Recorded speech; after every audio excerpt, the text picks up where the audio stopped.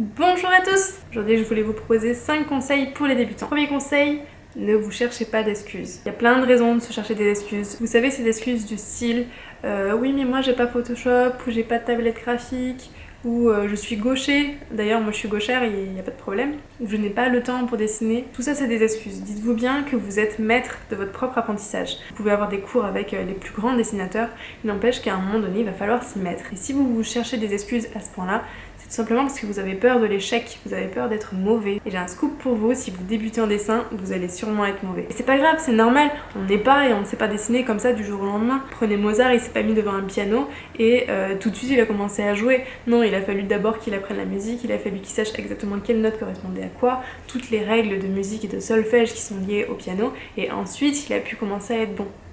Bah, le dessin c'est pareil, vous pouvez pas commencer le dessin et tout de suite être bon. D'ailleurs à propos de cette peur de l'échec, c'est souvent pas vraiment l'échec qui nous fait peur, mais c'est plus la vision des autres sur notre échec.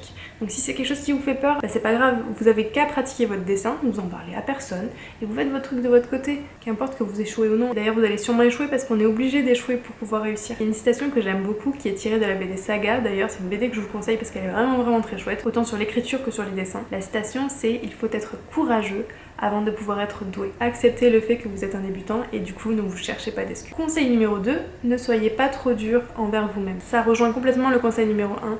Acceptez le fait que tout le monde est passé par là et ce que vous êtes en train de subir c'est tout simplement une progression vers le dessin. C'est quelque chose qui est tout à fait normal et justement vous devriez être content parce que si c'est quelque chose que vous subissez au quotidien, ça veut dire que vous êtes sur le bon chemin. Si tous les dessins que vous faites vous vous rendez compte que c'est parfait, que c'est magnifique et qu'il n'y a plus rien à corriger, c'est sûrement parce que vous n'avez pas encore conscience des lacunes que vous avez. Donc si vous avez conscience que vous avez des lacunes dans votre dessin, ça veut dire que vous êtes déjà passé au deuxième stade de conscience et qu'il suffit donc de travailler les choses qui pêchent. Conseil numéro 3, essayez de ne pas aller trop vite.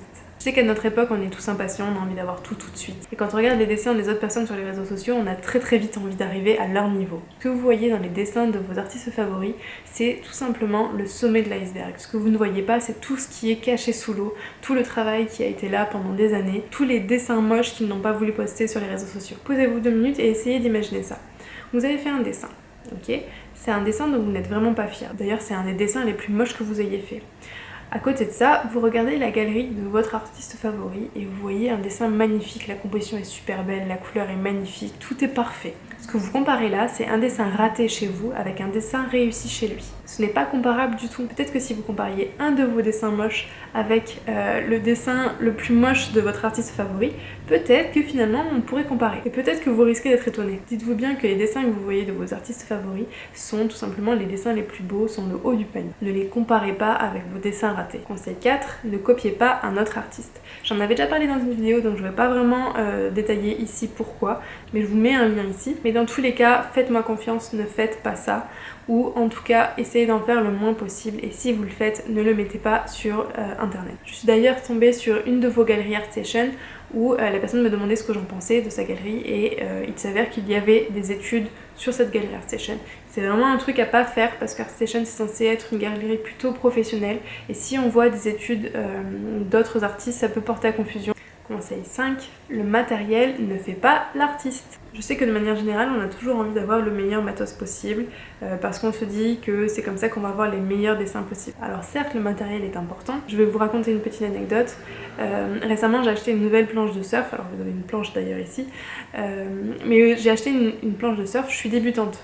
Et avant ça, j'avais une planche de surf qui était très abîmée, qui avait plus de 10 ans. Et j'arrivais à rien faire avec. Et je pensais que c'était de ma faute, je pensais que c'était parce que tout simplement je n'y arrivais pas. J'ai changé de planche et en fait non, c'était tout simplement la planche qui ne m'allait pas et qui était complètement, si vous voulez, déséquilibrée. Dans ce cas de figure, évidemment le matériel est important. Et en dessin c'est pareil, le matériel est important, mais de manière générale, pour apprendre le dessin, vous avez juste besoin d'un crayon et d'une feuille. Quand vous commencez à avoir un bon niveau, là ça peut être intéressant d'avoir un matériel d'une meilleure qualité. Ce que je conseille toujours en dessin, c'est plutôt de tester différents matériels, parce que tout ne nous correspond pas. Peut-être que vous apprécierez plus par exemple le fusain. Moi par exemple j'aime beaucoup la peinture acrylique. Par contre, par exemple, l'aquarelle, c'est quelque chose que je trouve très joli, mais c'est pas un médium que j'apprécie d'utiliser. Donc j'aurais plus tendance à vous dire de tenter de nouvelles techniques, tenter de nouveaux médiums différents, aquarelle, acrylique, gouache, crayon de couleur, qu'importe, et voire même d'autres logiciels, ça peut être Photoshop, Pencil. D'ailleurs je vous mets dans la description un article que j'avais écrit sur les différents types de logiciels gratuits et payants pour faire du digital painting. Mais à mon sens c'est plus intéressant de privilégier différentes techniques pour tester un peu ce qui vous va le plus, plutôt que de mettre 1500 € dans une tablette graphique alors que peut-être c'est pas ce qui va vous plaire le plus. Si vous voulez aller encore un peu plus loin, j'ai écrit un guide qui s'appelle les 16 erreurs des débutants et comment les régler. Vous pouvez le télécharger en cliquant ici, c'est totalement gratuit. J'en profite pour vous annoncer qu'il y a une vidéo d'analyse de character design qui va bientôt tomber, sûrement dans les jours à venir, donc pensez bien à vous abonner si c'est pas déjà fait. Et je pars bientôt en Suède pour 4-5 jours, donc si vous souhaitez m'accompagner, je vous conseille de me suivre sur Instagram. Je risque de poster des stories et de vous partager certaines petites choses à ce moment-là. Dans tous les cas, moi je vous dis à la prochaine fois sur lecarnetdigital.com pour un article, une vidéo ou un podcast. Allez, ciao!